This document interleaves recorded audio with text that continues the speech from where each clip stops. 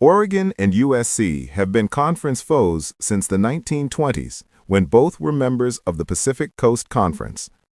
Last season, the two schools, along with their rivals UCLA and Washington, made the jump to the Big Ten, placing them in a Midwest-based league as power in college football continues to consolidate. The Ducks thrived, winning the Big Ten in their first season and making a trip to the college football playoff. The transition has been more difficult for the Trojans, who went 7-6 with a 4-5 conference record last year.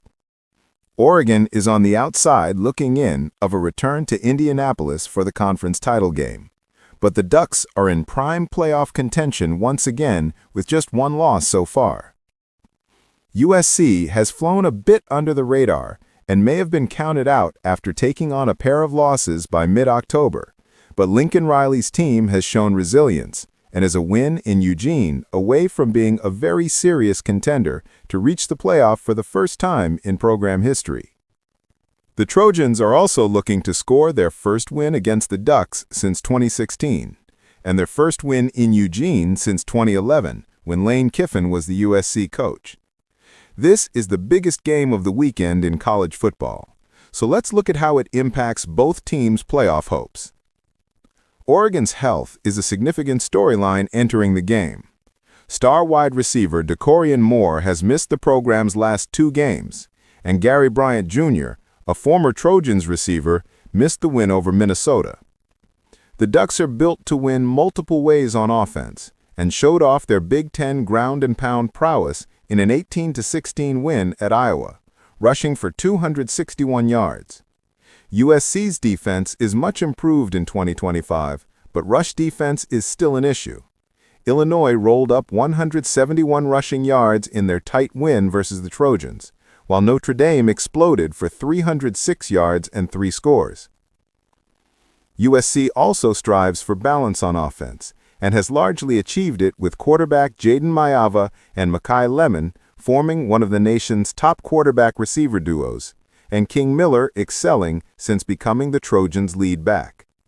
Oregon has one of the nation's top pass defenses, and Maiava has to prove he can win a big road game. USC is 2-2 on the road this season, and Maiava's home road splits are troublesome.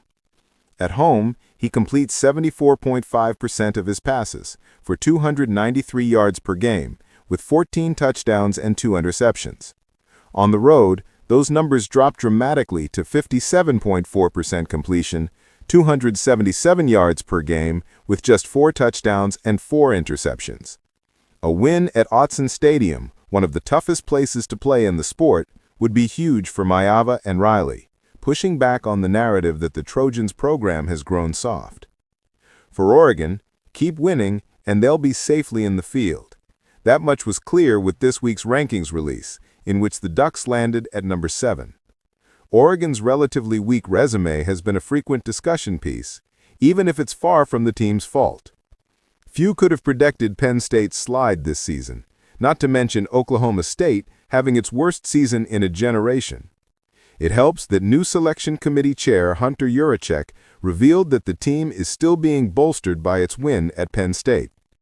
The Ducks won't have to lean on that result as much with a win over number 15 USC this weekend, and can fully punch their ticket with a win over rival Washington to close the season. Should Oregon drop a game to finish 10-2, things get hairy because of that questionable resume, especially if they go head-to-head with a USC team that beat them. At 11-1, they are absolutely safe and will almost certainly host a first-round game in the playoff. For USC, a loss effectively extinguishes their playoff dreams. With a win, however, the Trojans' case becomes very intriguing. Riley's program would secure one of the best wins in the nation this year, on par with number 2 Indiana's signature win over the Ducks in Eugene. USC would add a second win over a current top 25 team to go with its blowout of Michigan, which has aged well. If the Trojans follow it up with a win against rival UCLA, they would find themselves in the jumble of power conference teams at 10-2. ESPN's playoff predictor puts them at 75% if the Trojans win out and don't make the Big Ten championship, which is a long shot. Those are better odds than most figured USC would have when it dropped 2 of the 3 games in the middle of the schedule. But it's far from a guarantee, with 4 teams currently between them and the final at-large bid.